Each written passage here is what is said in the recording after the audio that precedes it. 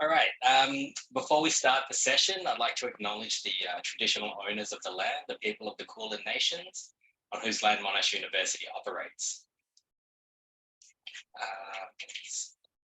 Just ask for some live transcript.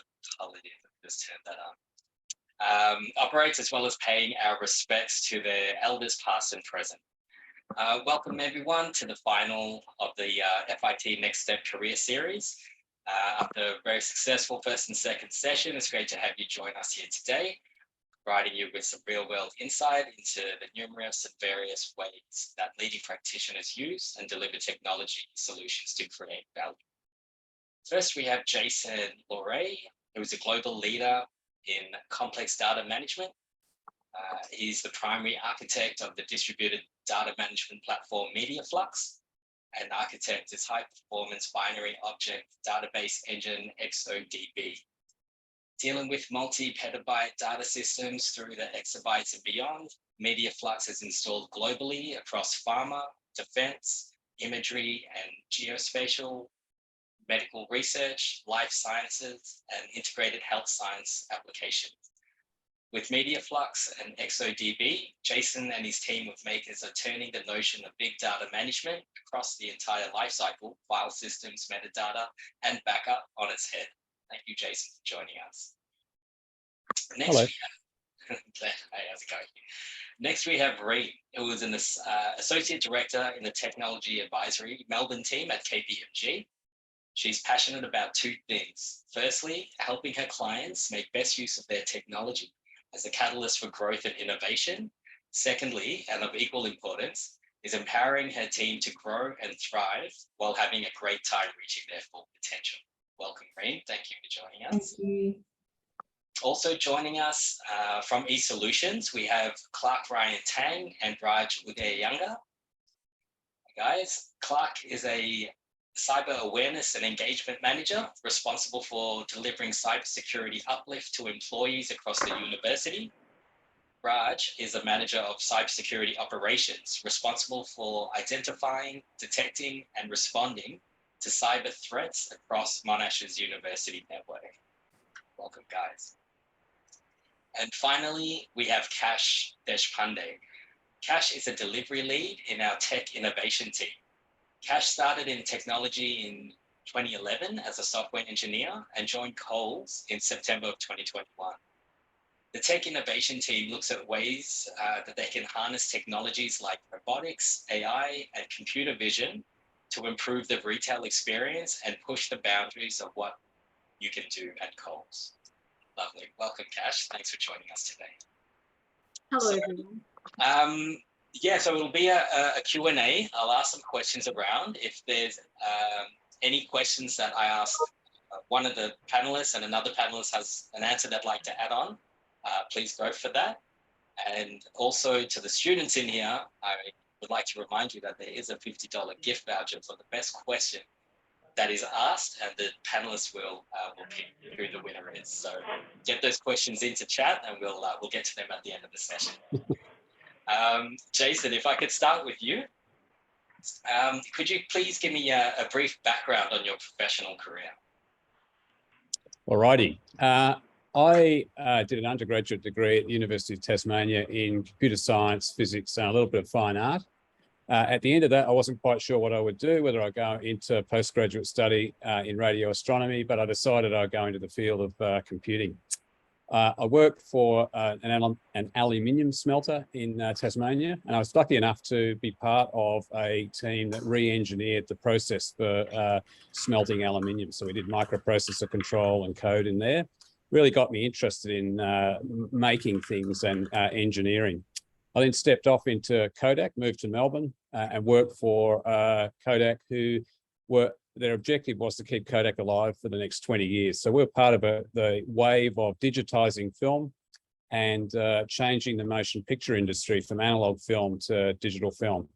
I worked in a small group of about 20 people, and the technology that we produced won an Academy Award in 2003. So that's a very technology-driven, very small company. I then went and worked in another nonlinear editing and compositing and visual effects company in the United States, in Canada for a couple of years before returning to Australia and peeling off that and going more into the sort of consulting realm before deciding in the late 90s and early 2000s to actually start my own company and put my hand to making software. And so since 2002, I've been the owner, founder, and chief technology officer behind this platform that manages data at scale. So I'm really in the role of building a global enterprise, really from nothing, with no external investment.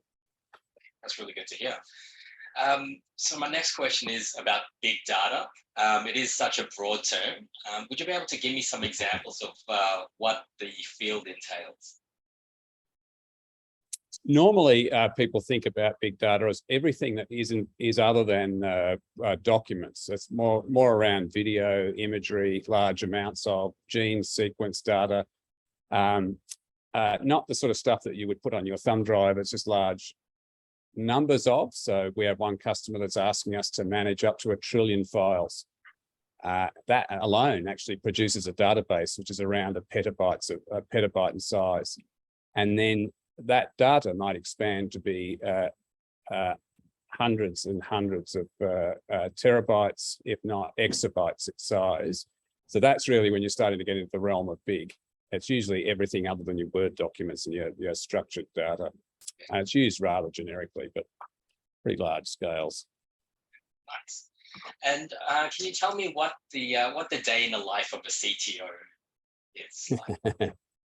It's varied. So a CTO is a chief technology officer. Their role is really to set the technology direction for a company. Basically, it's an awesome position to have because you can sit there and think about the future and what the path is that in terms of the technology that the company will make. You have to predict where people are likely to go. You have to, in my case, I made assumptions about where the market would go. I decided that we would head in a pathway that took nearly 15 years for the market to intersect with. So you're basically surveilling the environment and deciding what technology an enterprise will make, and then overseeing the way in which that technology is made. It's a very creative role as well as a technologist's role. Yeah, and I'd imagine you'd have to have a close eye on, I guess, market trends and things of that nature. How did you, I guess, stay above or ahead of the pack, or what type of things were you reading to keep yourself relevant? When I first started, I had lots of people saying to me, are you worried about what those people are doing, and looking over your shoulder? And one of the things is, if you look over your shoulder, you lose sight of where you're going to. So in our case, very strong vision about where we want to go. And we do that fairly independently of what the market's doing. So we're actually paving a way that the market will intersect with. Yeah. So it is true that sometimes you need to be aware of what others are doing and try and steer away from that. I took a pathway which was very broad. Is to build such a wide technology platform that if anybody else intersects with what we're doing, we can just navigate away from where they are. Yeah. But so it is a bit vexed. Sometimes keeping an eye on things can alarm you. Yeah. My philosophy is that you should be really focused on what your purpose in life is and head for that with a strong sense of future outcome. That's really well said. Thank you. Okay, so as students, do you feel that they would require a placement or an internship prior to applying for a graduate role? Yeah, I think placements are excellent. They're really a good way to get a sense of what industry is about. And there's a big difference between problems that you would solve at university and problems that you need to solve in industry. The ones in industry, they actually have to work as opposed to getting a mark that's satisfactory. They either work or they don't. And what you produce has to be marketable and received by someone. Someone has to pay for it. So that's a huge difference. You really should sample what's going on just to see whether it's right for you. Unfortunately, in IT, there's almost a bazillion kind of fields that you can go into. And by getting out into industry, you can get some sort of sense of what those options are before you commit. But of course, you can always change your decision. As I said, I started in an aluminium smelter, ended up in the motion picture and film industry. And you can make those changes throughout your life. Yeah, great. And Arcitecta, they're a current IBL partner. What do you look for in a candidate who's looking to go on a placement with your? I think we generally look for students that have got the lights on, that are energetic, that feel that they can solve unknown problems. The thing about, we're a product company and we differentiate ourselves globally by innovating. So you need people that can say, I can see a problem and I'll have a go at solving that. And one of the questions I ask IBL students, without giving it away before we do the next ones, is how would you solve a problem without access to Google or Stack Overflow? And it's interesting to see how people respond to that. Yeah. We live in an age where people assemble things. We're really looking for makers, those people that are computer scientists at heart, that are looking at game-changing algorithms. That example where we've got to manage 1 trillion files and build databases around that, that really means we need to improve the density of information. So that's at the core of mathematics and computer science. Yeah. But if there's from there right through to people doing user interfaces. So really looking for people with some energy, passion, and who love actually making things. Lovely. It's good to know. Secrets, if for those of you who attended. I'm guessing you've seen or met a lot of new graduates. What's something you feel that they should work on during university, be it soft skills or tech skills? I think you need to be as diverse as possible. You need to understand. I'm a big fan of empathy when applied to technology. In other words, you can't produce things that people need without understanding their perspective. So really that requires good soft skills. It requires being inquisitive, and from us in particular, requires focusing on the core underpinnings of computer science, so maths, computing, and algorithms. So make sure you've got those sorts of things under your belt. And just finally, what tips do you recommend for students to narrow down their area of interest to choose a career in tech? Yeah. You kind of spoke on that already, but yeah. I actually think people should be broader. It's a classic problem of breadth versus depth. So really seat yourself in the area that you're in and imagine what that is like in 5 or 10 years. Imagine what you would like to produce. So if you're interested in producing sentient machines, or that really drives you, you've got to find a spot which makes you passionate, then focus on subjects or associate with subjects that help you get to that end. So you've got to look forward to what you might do. But as I said, I think I'm a bigger fan of a bit of breadth rather than too much narrowing. You've got to develop skills in terms of the ability to acquire information and an ability to learn and pick up new skills, particularly in technology. What we see today will not exist in the same form in 5 years, and certainly not in 10 years. So whatever you do when you enter the workforce, you've got to, if you want to, you've got a life of learning in front of you. So that's the primary skill you need to focus on. Yeah, great. Really well said. Thank you. Thank you so much, Jason. Appreciate that. No worries. Okay, I'd like to move on to Reem. Can you please give me a brief background on your professional career, please? Absolutely. So I actually studied multimedia technology because I've always kind of liked the creative side of technology. I'm putting it to great use as a consultant now because all we do is PowerPoint.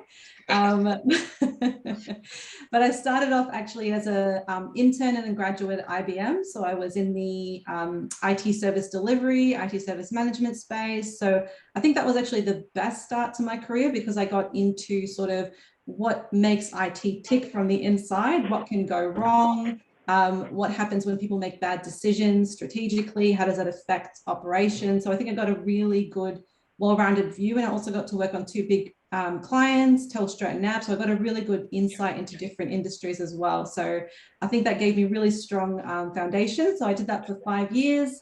Then I kind of fell in love with coaching. I did a leadership course and I was kind of like, oh, this is something I really want to pursue. I really want to see if I can get full-time work as a coach. So I kind of took a career break. At the time, it was really scary because career breaks were not very something people encouraged, because they were like, oh, you'll never come back into, technology work if you do that. So I kind of was like, no, I know what I want. I'm going to go back and study. So I went back, did a coaching and counseling certificate at university. And then I ended up finding a full-time job as a coach for students like everyone on this call, just kind of helping them through their studies, helping them through their career. I got to do virtual coaching programs that I got to co-create with my colleagues. So it was a phenomenal experience that I've never regretted. And it actually helped me be a better technologist when I decided to come back. So I did a few years of coaching, then I kind of went into a business partner role at a university. And then I kind of really missed technology. I didn't think I would. I thought, oh, I'll do coaching forever. But I ended up feeling really, really passionate about coming back and really using all the skills I'd gained to be better than ever. And this opportunity at Kpmg came up in the technology advisory space. And I joined 3 years ago as a manager, and I'm an associate director. And it's been the best move I've ever made, because it gets to, I call it the Venn diagram of Happy Reem, which is like, I've got coaching that I get to do, I've got the technology that I get to do, and then in the middle is this beautiful little space that merges all those three things together, because I get to work with clients, work with my team, build really great relationships and networks, and it's all about networking and relationships in the role I do. So I kind of feel like I've Absolutely, that's great. Okay, so what was a major difference you found, I guess, between completing university studies and entering the workforce?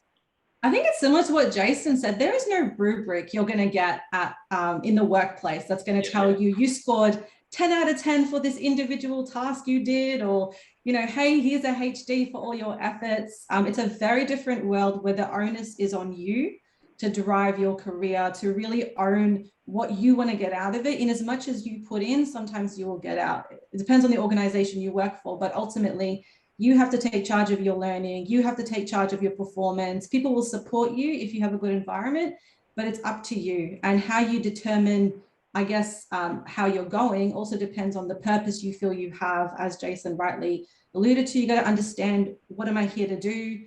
How will I grow? So I think there's a lot more responsibility to understand yourself, to understand what you want to get out of each responsibility that you get, and then figure out your pathway and lean into help where you need it. So I think, it's definitely helpful to get the foundations from university, but it's then practically, how do I take that and make it into something meaningful? And there's so much learning you have to do in that first few years, because you've kind of learned the theory and some practical application, but it's then going, I'm working in this industry, or I'm working within this particular team. I have all this knowledge they have that I have to first download into my head and then make use of it day to day. So, yeah.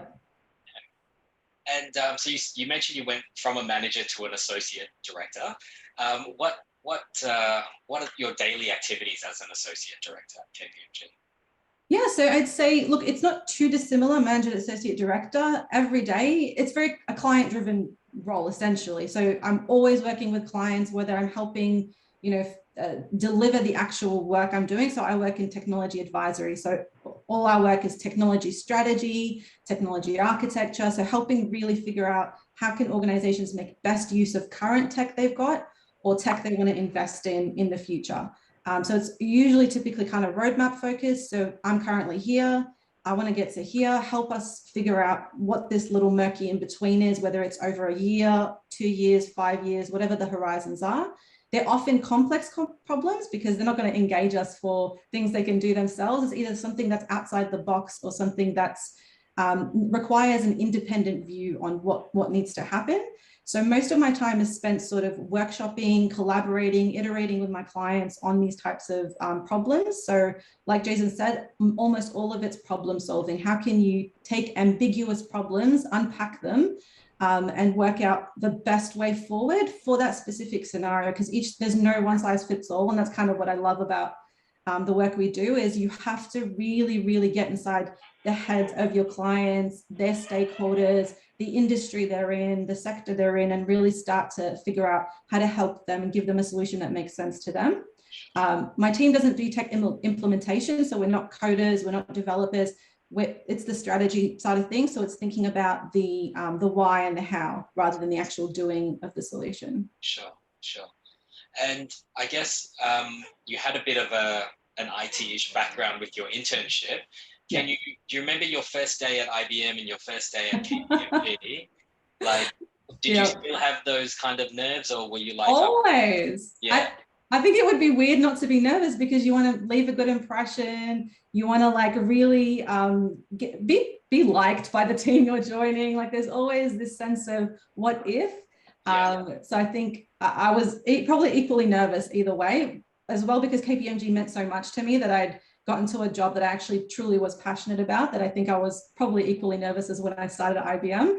But in IBM, I actually started as a marketing intern, which had nothing to do with my actual degree.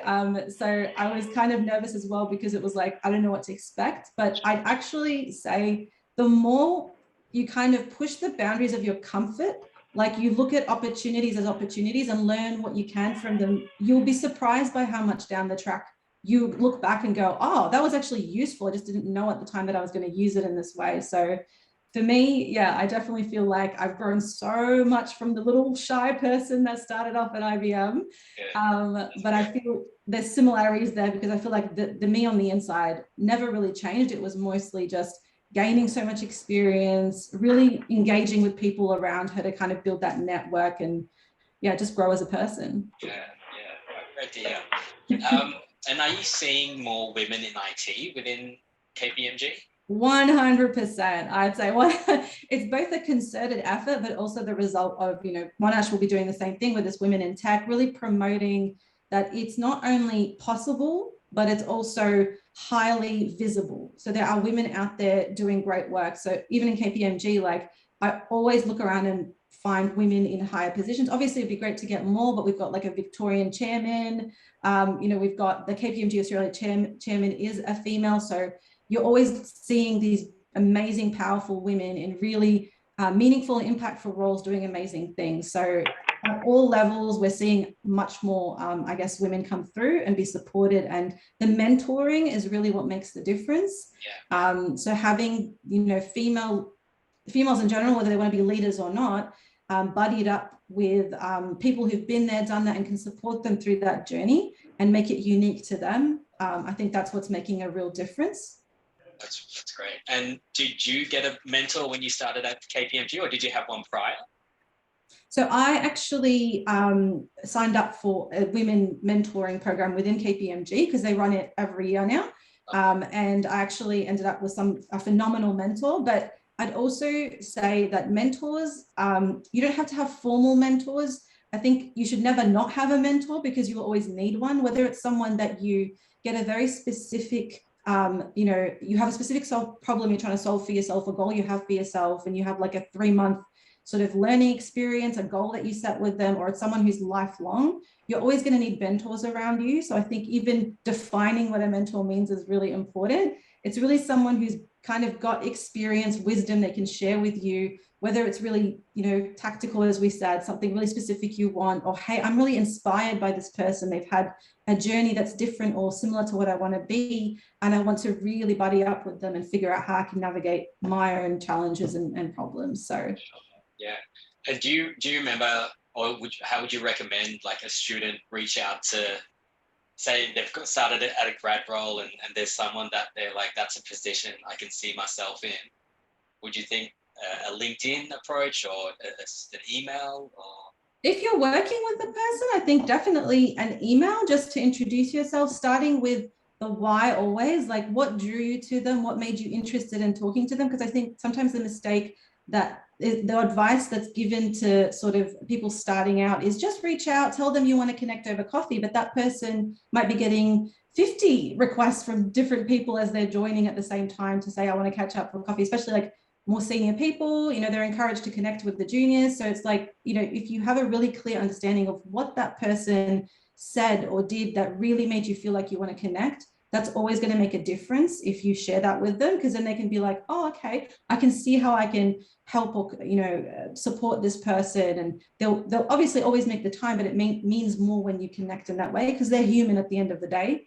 And they also want a personal connection. Yeah. But LinkedIn, I think if you've followed someone and you've noticed, hey, they're in a cool field and I'm really interest in what they have to say. Being authentic will pay off more than just a sort of generic, hi, I want to connect with you. Please talk to me. So the more authentic you are, the more likely they'll be interested in responding. Yeah. Yeah. So I guess that was what I also wanted to touch on having a personal brand and I guess building your profile up on LinkedIn. Yeah. You hear that, you know, students can get poached or these things can happen if you're up to date with your LinkedIn profile. So 100%. You'd agree with that? Yeah, especially nowadays. Like when I was starting out, definitely wasn't the case. I think more and more it's become expected that you have a professional presence, because one of the first things that a recruiter will do is look you up. To see, are there, what's out there, about you on your LinkedIn? Okay, they said that they worked such and such. Does it say that on their LinkedIn? Are there any kind of flags there in terms of the type of activity? So I'd say not just presenting yourself in terms of the jobs you've had, but what are the activities that you've got listed against you? Is there anything that would make a recruiter feel a little bit nervous, because they do look for that these days, whether it's, not just Kpmg, but organizations generally, they want to know you before they know you, if that makes sense. So they want to know what you kind of stand for, what your interests are, and try and figure you out beyond just the resume. Sure. Yeah. And just finally, looking back, is there anything that you would have done differently? career-wise? I think it's a thing I think I've realized over time is you have to build your purpose and self-worth all throughout your journey. So you have to figure out, because a lot of the time we get caught up in external approval, and we're looking, especially when you come out of university, you're so used to others telling you whether you're good enough or not. So I think the really important step to take is to figure yourself out first. Because you're obviously going to be doing the capability building, you're going to be learning stuff, that's fine, but focusing on who you are, what you stand for, what your values are, how will you determine whether you're doing a good enough job or not yourself first before you seek input from others is really, really, really important. And I think people who've not done that and then got caught up in external approval, they've ended up feeling that imposter syndrome down the track in their lives. And I think they lose sight of, what does it mean to be good enough? Am I always going to feel like I'm lacking something? And then you start to seek that sort of, am I good enough from others? And it can be very, very a dangerous spiral from there. And I'm talking from personal experience as well. So I think if I can go back, I'd probably focus more on that first, build those foundations, and then you can then take on feedback much more constructively. You can really weed out, well, okay, what is it I need to focus on to be a better person, to be a better colleague, to be a better manager? That would be my advice. Lovely. Thank you. Thanks so much. No worries. Okay, we'll move on to Clark from eSols. How's it going, Clark? Thanks for joining us today. Thank you. Again, I'll start off with the same question. If we can get a brief background on your professional career, please. Yeah, sure. So I've been at Monash for a whopping 5 months. So welcome to me. Thanks for having me. You're all welcome. I come from a learning and development background. So I've been in learning and development for about 10, 15 odd years now. I look very young. Thank you for pointing that out. And I actually agree in terms of understanding your brand. So having been in the long-term contracting career, moving from organizations, the way that you move into those roles is by understanding your own brand and what you bring to the organization and why they need you, but also your own learning points as to what you can do to grow. So for myself, I've worked in very heavily legislated areas of government and private sector. Most notably, I came to Monash as my second full-time permanent role. I came here from Victoria Police in the same role as cybersecurity awareness, very heavily invested with a covert and intel team, Australian Defence Force, Australian Border Force, monitoring social media and the risks of cybersecurity. It's not like Hunted when you see on TV. It's actually a lot more scary. And it's funny, we'll talk a bit about LinkedIn and all the risks around that. But so my background's in coming in and really having an understanding that my brand is recognising what does an organisation want to do for their staff, for their interns, for anyone coming in, what are the gaps that they're going to fill so that person can benefit from their career? And then how can I help translate that complex or legislative information into learning benefits for the end user? And if there is no end benefits for the end user or the staff, then I have no business being there. Monash, my role is definitely that, and now it's much more strategic as well. So helping to align our cybersecurity strategy to a cyber training plan. And at the moment, we're very much focused on the staff across Monash University. And in our extended plan for next year, we look at focusing on how can we uplift cyber awareness across our student cohort as well. Lovely, great. And I guess obviously cybersecurity is on the rise. Is there an area students should be keeping an eye on? Most definitely, and the answer is all of it. Cybersecurity is a risk. So we see, if you're keeping an eye on the news, both of our sister comrades have had breaches recently. So coming from an information and management perspective with legislation, if privacy is breached at an organisation within Victoria, the regulators can potentially charge you $100,000 per breach if that information is deemed confidential or health-related, something along those lines. We've seen Deakin recently lost nearly 50,000 accounts. Western University Australia had another breach. So it's very easy. And the thing that's always in common with most of these breaches is phishing and or social media. So it's when you get that link on your phone, it's when you get that message in LinkedIn that says, hi, connect with me. If you don't know the person and you're not sure where they work and they look too good to be true, too good to be true, I should say, I caution you to take a very cautious approach with that. My role specifically at FICPol was doing deep dives on recruits that wanted to come into the organisation. But as part of my role there, I was pimped out to industry. So coming into organizations that are interested in looking at their own recruitment practices. And as part of that means you going into the industry means they will do a deep dive on your social media. So please don't believe that dating apps and social media is private. If you've shared some compromising photos, it takes about 20 minutes to be able to find them. If you've deleted them, Google will reference them for a solid 3.5 years. So it's very easy. There is a saying going around at the moment, don't think you're too smart to be scammed or found, but it's very much that. So with your social media, I very much endorse you jumping on LinkedIn, but think about what you're putting on there. Don't put your full surname on there. Don't tag yourself at your home address. Put that you went to Monash, but don't put everything about your career, because then what I can do is go in and set up a profile that matches you, start applying for jobs, potentially get a credit card in your name. And it is actually something you need to take very good care of. Before Monash, I had no LinkedIn, and then Monash reluctantly told me that business cards are a thing of the past. So I have a LinkedIn which has an animated picture of me. It has my job at Monash. It doesn't have my surname. It has nothing. It's so people next to me know who it's me. And outside of that, good luck trying to find me, because I don't exist. No, there's a lot of threats, and it's a booming industry. And if you're in the faculty of IT, if you're interested in information technology, moving into something like cyber is essentially going to blow your career up very quickly. And I'm lucky to actually have brought James with us. So James is living proof of that. James went to Monash, got involved with our area, and now James is a staff member of our particular area. So any other questions that come through that are more technical in nature, I'll be very happy to go, hey, James. Hey, James.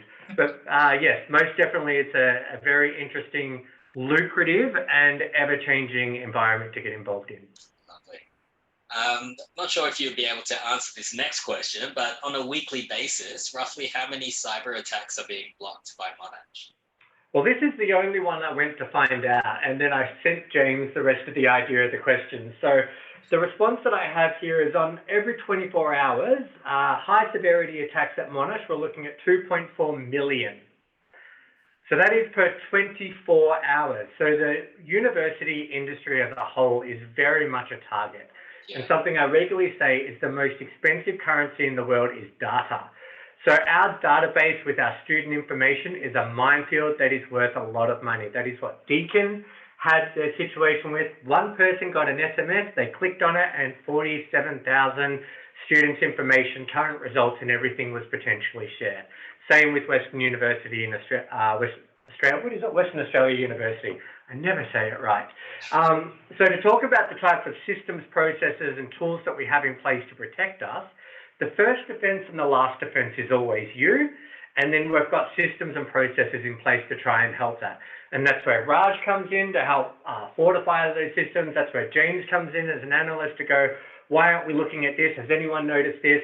And then when they find things, they tell me, and I go out and tell all of the Monash saying, hey, don't click this. And if this is what happens, panic and call me so I can call them. Yeah. Okay. That's a lot of things being blocked. I didn't realize there was that many in 24 hours. Yeah, and that's a normal number too for a university. Think about what we have. We're doing e-research. We're working on cancer research. If we had something that was potentially leading, it is worth millions of dollars on the dark web. So it's very, very lucrative to try to get into our little database of information.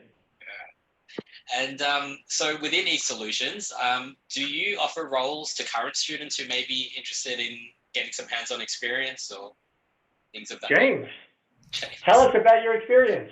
Yeah, so my name's James. I graduated in July last year, but I've been actually working for the cybersecurity team at Monash since mid-2020. So for 18 months during my degree, I was working in the team as a vulnerability management analyst, and also working on my degree as a computer science student in the Faculty of IT. So I think in a university, it's really interesting. You've kind of got your professional side of the university, you've got your research and your student side. And I think from a student perspective, there's a lot of a university you don't see just by the scale of it. You know, there's over 15,000 staff, 60,000 students. This is a huge size of the organization.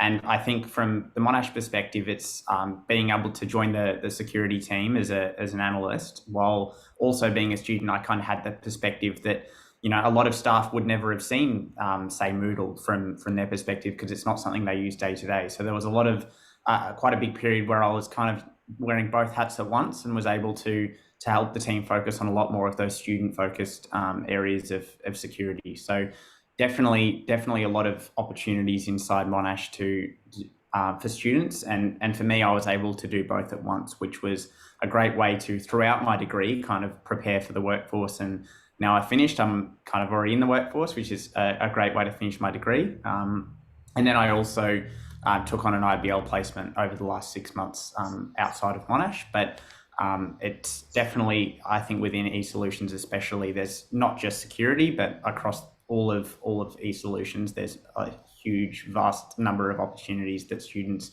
current or past, definitely have available. Yeah, that's good to hear. It's really good to hear. And I guess my next question could be to either one of you would be, how does one stand out from the crowd when applying for a grad role? I think for me, and this comes from both my experience inside Monash and outside of Monash, I know it was mentioned before, the IBL program. So I took an IBL placement at Origin Energy over the last 6 months. So that was from January to June of this year.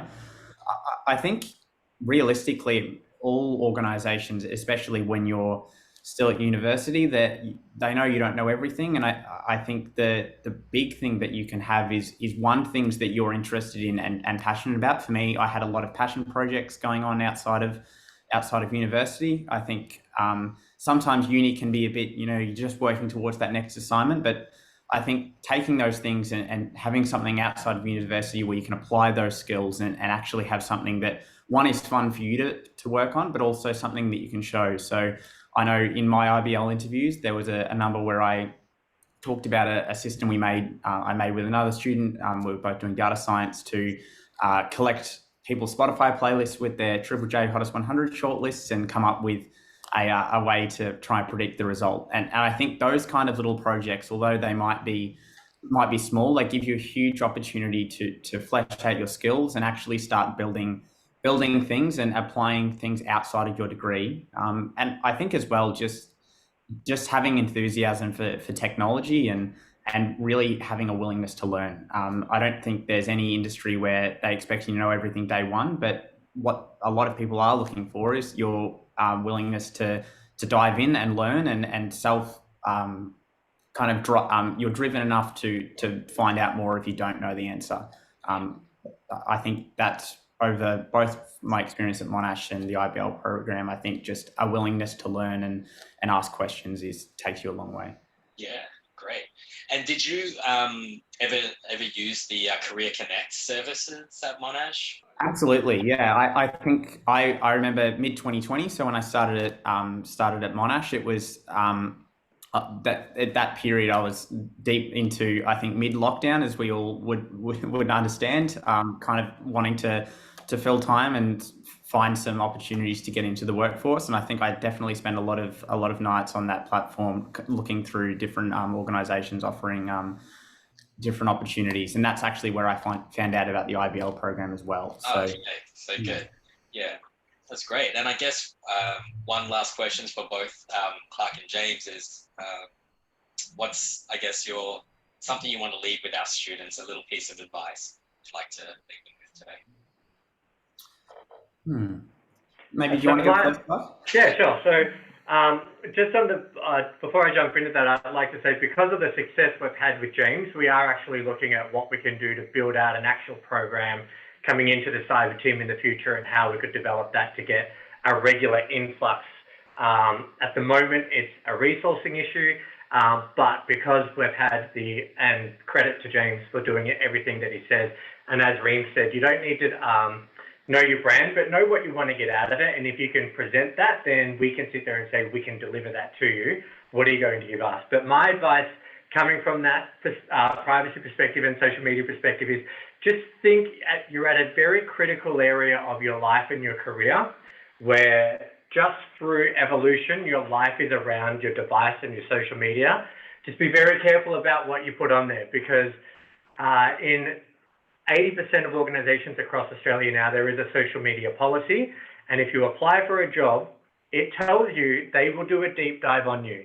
So if those photos are out there, think about perception. If you're drunk, photos of you being drunk can be perceived as you on cocaine, and that's not an image that the organization wants. So just think about how you present yourself online. If you want to be an influencer, that's great, but then that might actually close other opportunities and certainly open others. So for me, it's just be careful about what information you put on there to keep yourselves, your family, and your career safe. James? I think for me, probably more of a technical one. So I come from originally a development background, and in my role at Monash, I both develop software and then also break software. And I think one thing that I'd say to anyone looking at the security field in general is, while you're developing things, and I know a lot of us will look back on code that we've written 5 years ago and think about how atrocious that was. I know I do frequently. I think the best thing you can do is look at the mistakes that you've made previously and see how you could exploit them.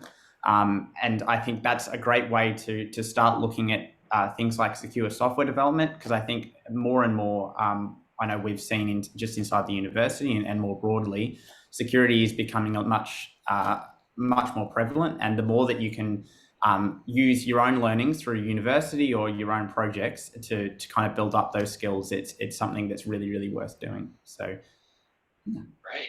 Thank you, guys. Vital information there. Really appreciate it. Thank you. And finally, we've got Kash. We'll start again. First question, like I've asked everyone else, if you can give us a brief background just on your professional career, please. Hello, everyone. I'm Kash. So I've completed my bachelor's degree in technology in electronics and telecom around, I think, more than 10 years back now. I did start my career as a software developer. So in IT, moved into banking, utilities, hospitality. I did move into product teams at one point as well. And I've been in technology for around 10 years in different domains, learning different technologies, languages, I guess, tools and things like that. And throughout my journey, I guess I've learned, the different ways different businesses operate, because even though, it's the same industry or it could be different industry, there are similarities and there are differences. Everyone's looking to solve a different problem. So that has been very insightful for me. And along the way, I've gained expertise in multiple technologies, be it SQL, Splunk, Power BI. Even today, I find myself learning something new, which is a continuous journey, like I like to say. Yeah. And I joined Coles last year. Currently, I'm working as a delivery lead in the tech innovation team at Coles. Lovely. So what does the tech innovation team do at Coles? Yeah. So at Tech Innovation Team in Coles, we do research on technology. We undertake lean innovation with prototyping, pretotyping. So the objective there is to do quick experiments and proof of concepts so that we can get faster insights on things. While we're thinking about innovation, we go through the phase of discovery, which is trying to understand a problem space. You go through the ideation process, the experiment, and the learning. So it's not necessarily like you're trying to land something successfully. The idea is what you learn, like you try fast, you fail fast, or you kind of learn fast is what I like to say. There's no such thing as failure. Yeah. Yeah, so we currently actually have a fresh produce recognition solution, which uses computer vision technology, which is actually being trialed at the Burwood stores in Food Hall. So now customers can place an item on the scales and, the system brings up like a short pick list with what the object is. It'll recognize apples, bananas, and things like that. So sometimes you're looking at solving customers' problems. Sometimes you're looking at solving something else, but it's always about, trying to do quicker experiments, trying to gain insights. That's it in a nutshell. Yeah, absolutely. And what trends do you see occurring in the industry for your role currently? I think there is a lot of trends, to be honest. I guess the age that we live in is literally the age of data, technology, AI. Like there's so many things out there. There are a lot of things like, blockchain, AI, and then there is a big buzz around metaverse, with the likes of Facebook, Microsoft, everyone's quite heavily investing in it. I think organizations are still trying to work out, what use cases kind of make sense. It's not like, we can all put on our like Oculus glasses and, step into the metaverse yet, or step into the virtual world yet. But there are smaller examples, I think, where Nike's created the Nike Land on the Roblox platform and users can see Nike products. They can play mini games around the Nike lifestyle of sports and fitness.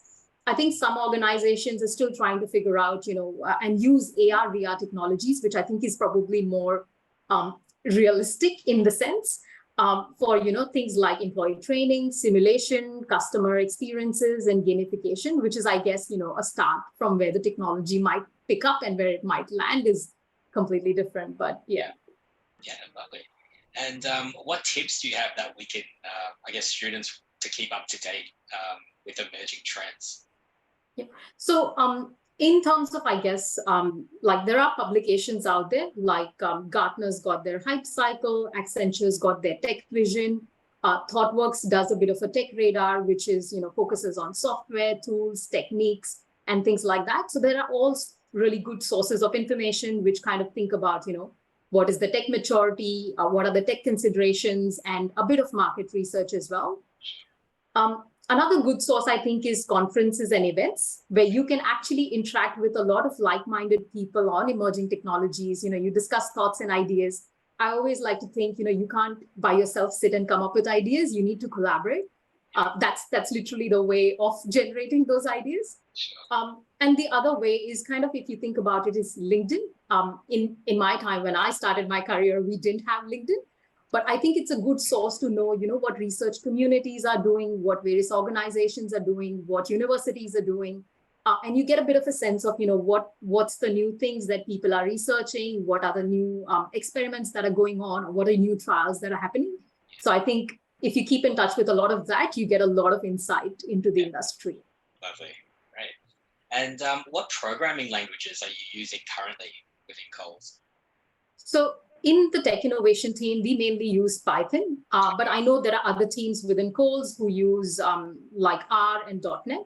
And then again, there are various courses, training courses that are available to my team, as well as like the wider technology teams within Coles, which can really help you upskill yourself, which I think is really good because at the end of the day, you're still learning. It's a continuous journey.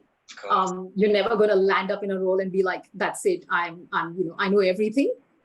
So I think it's always good to have that kind of support from your organizations where, they kind of invest in you as a person for that learning and growth. Yeah. Really. Yeah.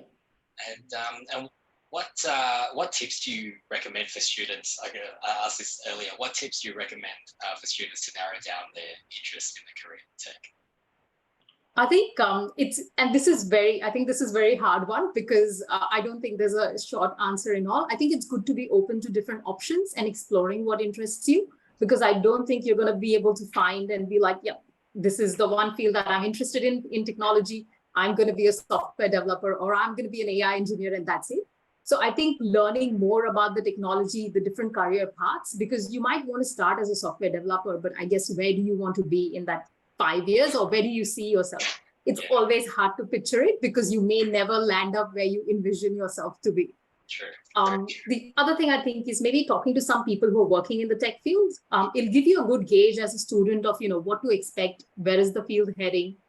And I think graduate programs are a big plus. So like Coles has a technology graduate program where you can rotate through multiple teams. You get different skill sets. You're working with different teams, collaborating, and I guess it gives you a good sense of things that you enjoy doing versus things that you like a bit less. Because I feel like even if you figure out what you don't like, that's already one step ahead to what you may potentially like. Yeah.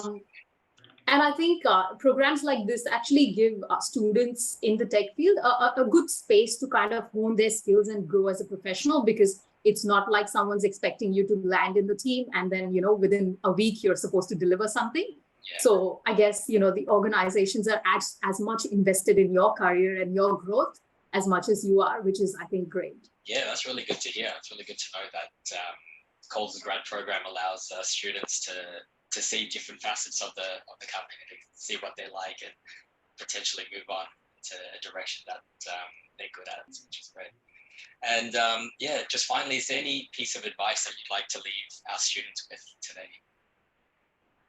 I think one key thing is curiosity. I think it's a very essential soft skill, I think. And I think, it's always that kind of takes you a long place, because I feel like it's not really restricted to us being technologists or restricted to us being in IT. Yeah. But I think having that genuine kind of enjoyment in learning new things and wanting to know how things work, I think will take you really a long way in your career. And just trying to be curious if there are some things going on and you're like, why is this happening a certain way? I think that's a really good thing to have.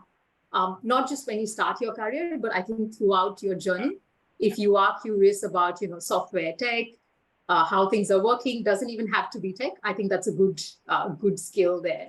So always be curious. Yeah, I like that. Thank you. Appreciate that. And finally, we have Raj. Raj, thanks for joining us.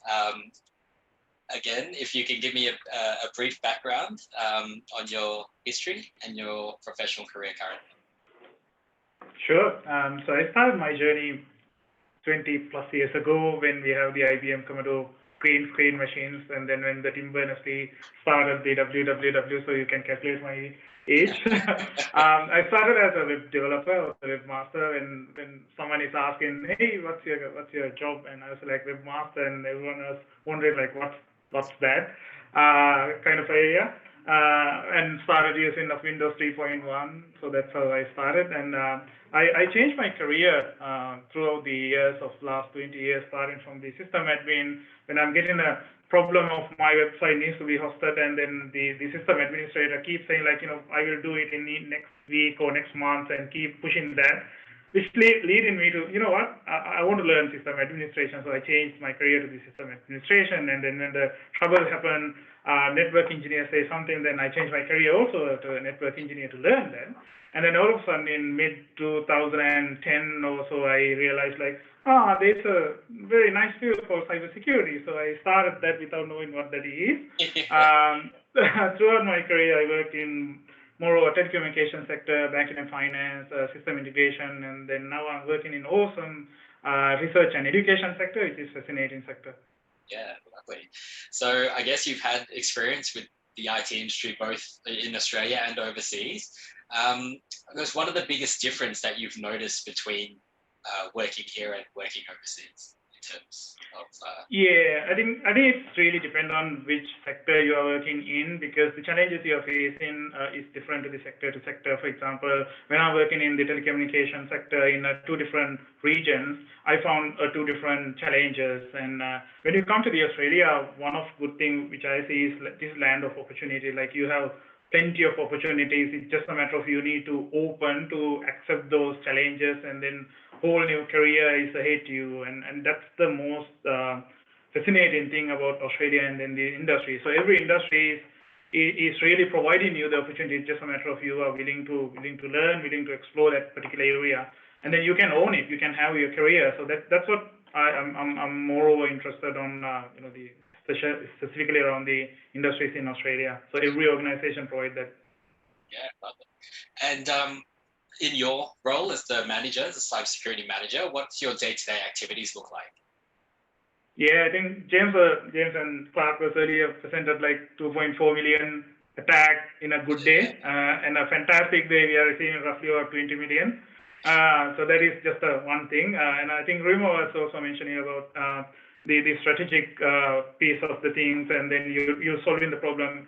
What's fascinating in this industry and this particular career is like you are facing challenges every day. It's not prescriptive things that you need to do this many things in this day and then you are done kind of a thing. You will be presented with new challenges every day. So honestly speaking, I don't know what challenge I'm going to solve tomorrow. So it's supporting the team and then upskilling them, and also having a strategy like in a 2 years time, in a 3 years time, where the Monash should be in from the perspective of the cybersecurity and then the management of risk and the privacy and all other compliances and everything. So that is my day-to-day work usually involved. Apart from all of a sudden we are getting someone is click that link and we need help situation also.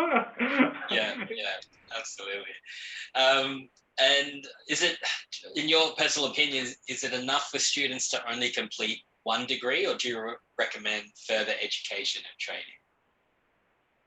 Yeah, I think degree program will provide you the fantastic foundation, which area you are studying on. But when you wanted to sort of go into a career, you definitely need to sort of explore more areas, including, I think, Kash and Reem was mentioning about the soft skills. It's really important. And then what we are doing is, as I mentioned, like solving some problems and challenges. So it cannot be taught by a degree. Degree will provide you the fundamental foundation. You can't simply apply whatever the function you learn in whatever unit into a problem. Yes, of course, it may be valuable. However, you need to have approach. You need to have open mind. And also, you need to work with people. That's the most important thing. Yes, of course, we need to work with these silicon things. But it is also connecting with the people and then helping people to solve their problems. So soft skill is playing a long thing. And also having an understanding of fundamentals of what you learn. And it's really important. So I would say like it's go a bit beyond of the degree program, that's the foundation, but you need to learn about all other aspects. Which sector you will be focusing on, which particular job area you're focusing on, learning of them, understanding that organization before applying them is also important. Sure. And I'll just cut to the last question because we're just running out of time a little bit. We're having a great conversation today. If you were to bring a graduate to your team tomorrow, what were 3 things that you would look for in that individual? Yeah, I do have 5 opening vacancies right now, so invite everyone to apply. Plug it by all means. Yeah, I think moreover we are looking at what's the approach this particular candidate do have toward one specific problem. We completely understand they may never experience of such problems. We are asking, in this particular situation, what will be your approach? We completely understand there may be a number of different approaches towards one single problem to solve them. And then understanding that's first we are looking at whether the candidate do have a sensible approach, whether they understand the problem in the first place. So that's one of aspect we are looking at. The another aspect is whether the candidate do have the fundamental understanding of what they learn about. For example, in some of cases, you're applying for a network engineer job, and if you can't simply demarcate a difference between the private IP address and a public IP address, that's not a good thing. So clearly understanding the basic things, ABCD is much more enough than you understanding any more complex theory. So that's the second aspect we are looking at. The third aspect is James mentioned is very clearly, this career is ever changing. We really don't know what's going to happen in the next 10 years time. So 5 years ago, if somebody asking where Raj you wanted to be in 5 years, and if I say like the security operations manager, that particular job was not exist in 5 years ago. So it's ever changing. And then also willingness to learn and then willingness to change is another aspect we are looking at, whether the candidate do have that attitude. So those are the major three things which I will be looking usually. Oh, lovely. Brilliant. Well, thank you all. They were the questions that we had for the dais today. So I really appreciate your time. We will go to the questions, the question box, and go through that quickly. So we have a question here from Sahan. What types of technical and soft skills do you believe your teams are missing that you're looking to fill with a new hire? I'll open it to the board so anyone can answer. I don't think we're missing anything, but we're always looking for clever people who are makers and want to be the next make the next generation of software. So if you like making software, we really would like to talk to you. Something I'd like to add, working in contracting and working in a lot of industries, if you're looking to go into a role, really have a look at some websites where people put anonymous and real life information about their culture and their diversity. I'm a male presenting gender diverse person, and I've worked in some horrific organizations where that culture is so toxic, but it's actually accepted and okay. And coming into Monash, it is not like that at all. It's arms wide open to anyone and everyone. And these sorts of things fall secondary because they care about you as a person. So really make sure that when you're looking at where you want to go, make sure that that place is accepting of who you are and what you bring, so that it gives you an opportunity to thrive within that environment. Yes, look at the ethics that are driving the entity that you're working with. We operate on a triple bottom line. That is, we take money from one side and put it and make decisions on where we put that on the left to the right, or where we redirect it to, and care about people too. So yeah, I completely agree with that. Look at what's behind the organisation around people. I wouldn't say missing, but I think it's always, I guess, one soft skill I can think of is like being collaborative, being a team player. I think that's important. Whenever you're looking at, I guess, hiring people, you want to ensure that they kind of fit within the team, and kind of like help the team work together more collaboratively to bring that diversity back in, which I think is really hard, I guess. But I think when you do interviews and you are meeting with the team, I think that's a good opportunity for you to ask questions about things that actually matter to you as well. So when you're doing interviews, I guess as much as the organization is trying to understand how you are as a person, trying to understand, how the organization is. So feel free to ask questions, when you meet with the team or when you're meeting with the hiring managers and things like that. Interviews go both ways. Yeah. You're interviewing them as well. So if they're not ticking your boxes, don't be afraid to say this isn't for me. It's a dating exercise. It is. Okay. No, I'm quite serious. Yeah. It has to work. You spend 40 hours a week, a fair bit of your waking life in a work environment. You better make sure that you get on and that people that you work with have got shared values. Agreed. Next question from Rishikesh. What different would you guys do if you were to dive in the career pool as a fresher? Is it a unique skill? Do you mean as a graduate or as a Rishikesh, if you're still? As a graduate. Graduate? Like just out of a uni. Yeah. Okay. So what would you guys do differently if you were jumping in, if you were applying for a grad role now?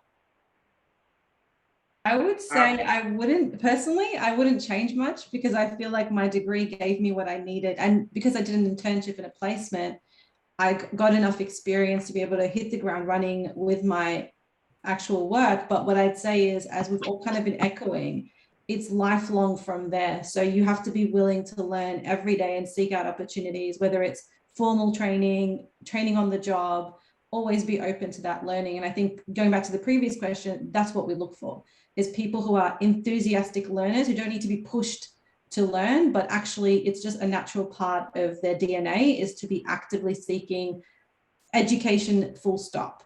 Because as we said, technology is forever changing, that will never stop. It's only going to rapidly increase. So yeah, that's kind of the pivotal thing, is forever learning. Yeah, so if you actually went and acquired an individual skill, that skill might be out of date in 5 years. There are still COBOL programmers around. I met someone the other day that was using a database that was designed in 1965. So there's still people around doing those things, but on average, those technologies turn over at least 5 every 10 years. It sounds so cliche that you need to learn every day and continue going, but in the real world, I sound so old. It is actually what makes people successful. If you become complacent in your job, then you sit in that role and it actually becomes much harder to get out of it, because you become known as someone who wants to do that job, and then opportunities stop opening up. So if you're willing and open to actually take opportunity and learn, then your evolution within your career doesn't stop either. Find something you love, but then find how to learn within that job as well. Next question we got is from Cody. For a software engineer, do you think that age matters? In China, technology companies don't want to hire software engineers who are older than 35, even 30 years old, even though they are excellent. If you were an employer, would you hire, would you hire an excellent software engineer who's a little bit older? Does age come into it when you're hiring? I can start because I've been dealing with this many times. I think age doesn't matter because we don't discriminate, because where you are coming from, what color you are, what age you are, which background you are. What we are really looking at, what skill set you can bring in, what kind of addition, what kind of value you can add into the role.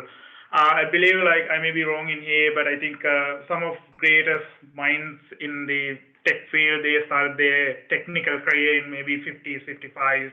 So obviously they coders on that level. We don't really worried about the age. We obviously have people who are still doing their degree, still employed at Monash, as well as people who are in their tail end, started some of internship program with us very recently. We are doing a program with something called With You, With Me. There were some of candidates who are in their 50s. They started their career at 50s in cyber. So I think age doesn't matter.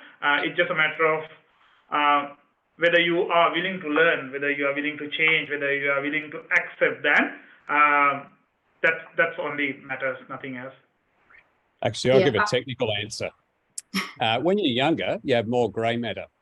When you're older, you have more white matter. So the interconnection between the hemispheres of your brain are stronger, and you're able to, you can rely on the patterns that you've learned and seen, and you can solve things more quickly. So, and then as you get even older again, it all degenerates. But there's a lot to be gained by building on people's experience of things that they've seen in the past. So it's an age-old question. What is the optimum age to employ someone?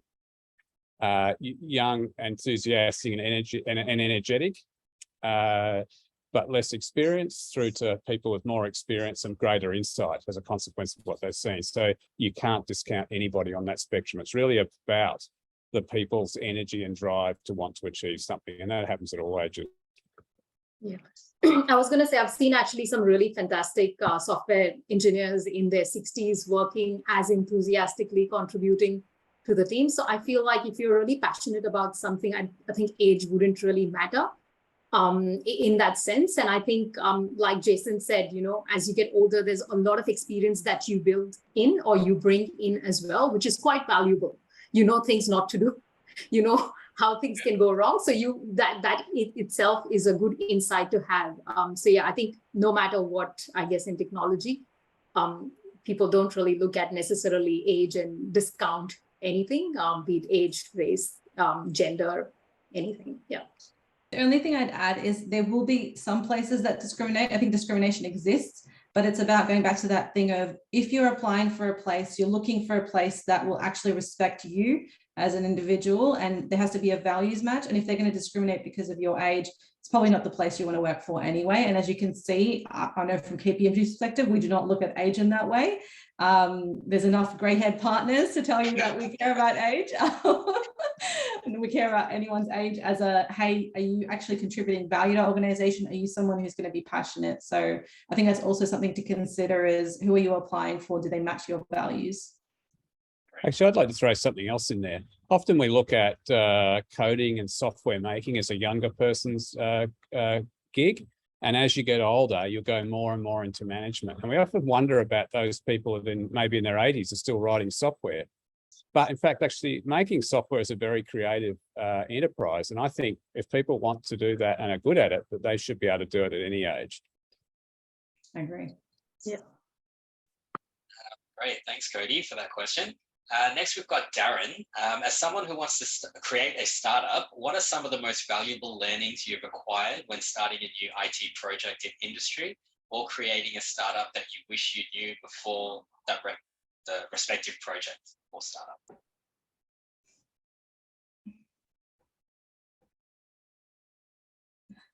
Well, actually, I've started a startup 20 odd years ago. And the thing that I did, which is the right thing, is to step off and have no lack of confidence in doing it and be in there for the long haul. But if I'd ever knew what was going to happen, I probably wouldn't do it. So the thing is, you've got to be passionate. You've got to have a fundamental drive to want to solve something and to do something. Please don't do it just to make money. That's really shallow. I think the money should follow and it'll be much more substantial. You'll have to put a lot of effort into it, part of your life. You'll have to give up many things. Do it because you want to and you want to achieve something at the end and you want to make a difference. And if that's what's driving you, then the rest of it will come. Yeah. Be prepared to fail and fail fast and then move on. Oh, yes, be agile. Definitely. Yeah. I mean, truly agile. That doesn't mean being a scrum master or anything else. All of that's just, they're all buzzwords. You've really got to be able to live the dream with that in terms of being agile and go back to what Toyota did. That's where a lot of the agile stuff came from. It came out of the manufacturing industry before the IT community grabbed hold of it. And they were doing that to try and make products that people really need. You can be an agile accountant. You can be an agile project manager. You can be an agile software developer. It applies to everything we do. So yeah, fail fast and early. And I guess learning to pivot is important, I guess, in there. Like when, after a point that you've reached, you can't just keep continuing with an idea. So knowing when to pivot is really important. The other day, I found something really interesting. YouTube actually started as a video dating website, which is not what it is used for today, but that is the history of what it was. Which is an interesting fun fact, but yeah, that's how organizations pivot from what they start off with. Oh, that's interesting. Yeah, I didn't know that. Okay, that's very interesting. Yeah. Yeah, I was quite surprised because everyone uses YouTube day in day out. I was like, video dating website. That's interesting. Yeah, very interesting. Great. And just there's a last question here. How do you set aside time to ensure you are upskilled with the ever-changing industry while doing your job? The right organization will give you that time. So it's a balancing act. And this is where the organization values comes into it. If you go into the job and you're representing your value and that value is worthwhile to the company, they'll reinvest that value back into you. Now, it's not always you always get what you want. It's a timing thing. And sometimes it might take a year and a half before you can go on a 1-week course. That's just the reality, and that's how it balances out. But if you're bringing the value to yourself and the company recognizes and instills that value back into you, the things that you learn on that course and that self-development and whatnot, you'll bring back into the work environment and uplift yourself in that work environment around you. So if you end up finding that you're going through your day-to-day job and you're wanting to improve, but those opportunities aren't arising, that's when, as Reem and we've all said, it goes back to, do you actually share the same values? Are they burning and churning you, or is there actually a reason why that opportunity isn't presenting itself? And then you need to reassess whether or not you're in the right place. But it's definitely, don't think because you're not getting those opportunities, they don't like you. Actually sit down and ask the very direct question, is there a reason why I can't go on this? And put it in a development plan, make it formal, make mentors in your group that can then sponsor you to go into these things, and no one will do it for you. So if you make it happen in a positive and collaborative way, it will happen. And then if not, then that's when you know you can reassess. And as Kash said, if it's not working, know when to pivot. And sometimes that pivot is out the door, let's be honest. Yeah, lovely. And there's one last one, sorry, I just saw now. When it comes to career decision making, what is the mindset and how to make decision without much experience in areas of perspective? I personally, oh, sorry, Jason. There you go. There you go. I'm going to say your biggest asset is people around you, people who've been there, done that, or people who care about your own interests. So asking them as well, sitting down and figuring out, what do I actually want out of this decision? Like, am I afraid of making, what is it that's driving you to make a decision? And then filtering through different perspectives, because the more perspectives you get, the better you'll be able to figure out, well, why is it I'm reacting like this to this particular perspective? You'll be able to kind of filter all that through and figure out what you want to actually do. Depending on, obviously, it's a question about any kind of decision, but that would be how I'd approach it. Jason, did you have something to add? I was going to say, ask around, yes, as much as you can. When you're a new graduate, you're sitting there, you're not sure what you will do.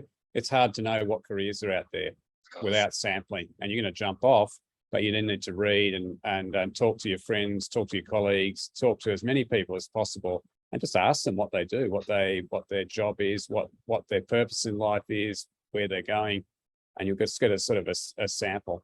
I don't know. People seem to fall often into the right career choice somehow. Is it magic? I don't know. Not always, and if it isn't right, be prepared to change. Make a 90-degree angle turn, and then another one. Yeah. But don't do it too often. Those people that change jobs every 6 months, that does not look good on your resume. You've got to commit to something for at least. Like I look for people that are prepared to commit for 2 to 3 years. If they've made a change every 3 to 6 months, there's something wrong. Great. And now I'll need to invite you all to help me pick the best question in the chat for today, because that students just won a $50 gift voucher. I personally liked one we haven't actually answered, and it was, what legacy do you wish to leave in your career? Oh, okay. Same here. Okay. I like that one too, I think. Yeah. All right. Well, let's pose that to everyone here.